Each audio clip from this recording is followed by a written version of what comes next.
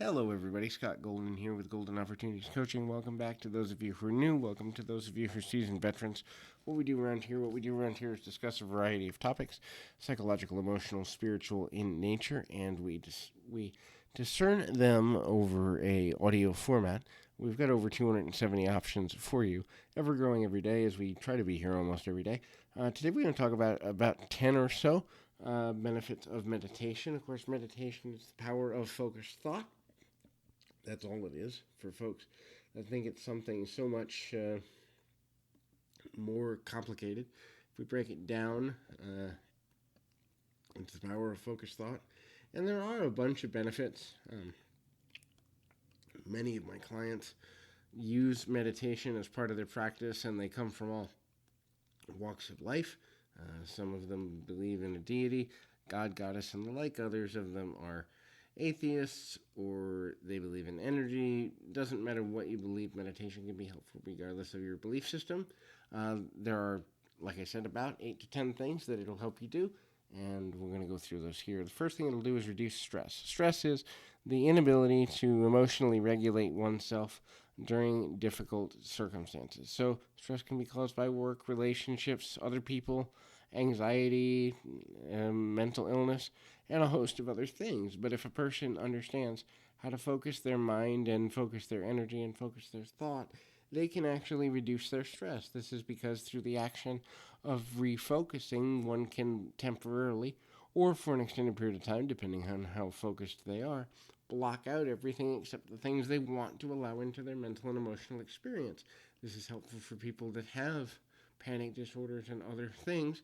And the second, like unto it, it controls anxiety. And anxiety, again, is the absence of the belief that a person has control over anything, but we always, human beings, always have control over their actions.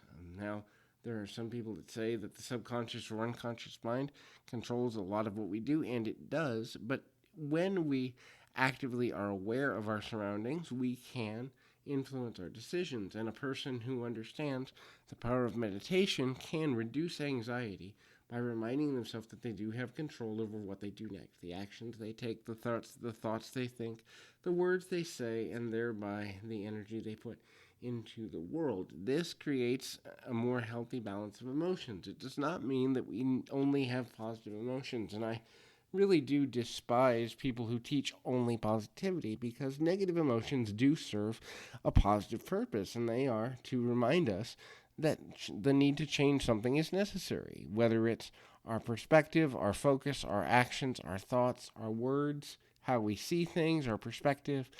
Negative emotions are always an invitation to change something about how we're relating to the world around us. And if we eliminated them completely, change would be less likely and less often to happen. So, finding a way to balance our emotions is useful. Becoming self aware is also helpful because it helps us to begin to see that everything we do, everything we think, everything we say does have an impact on how we feel and our energy and that which we put out into the world. And so, if we can, in fact, manipulate or become more self aware when we're slipping into a negative thought pattern, when we're slipping into anxiety and panic, when we're slipping into something like a PTSD pattern, that self-awareness will help us to regulate our emotions so that our life in the physical realm is not harmed nearly as much. It can save relationships because we don't snap as people as much. It can give us the patience to get through hardships at work or at school. It can really make a major difference. So a person who meditates can also lengthen their attention span, because practicing focusing one's energy and thoughts can directly impact other areas of life. So if you're practiced at getting focused on, let's say, the value of your breathing, or listening to your heartbeat, or focusing in on certain musical instruments, if you're an auditory learner, then focusing for school or for work or when you need to hit a deadline becomes easier, because the part of the brain that deals with mental focus gets a regular workout. Remember, the brain is a muscle and it needs to be worked out on a regular basis in the areas where we want to excel. Present moment mindedness can actually help reduce memory loss. Improved focus can also create different pathways in the brain to mental capacity of remembrance, mental capacity of recall of facts as well as emotional memories.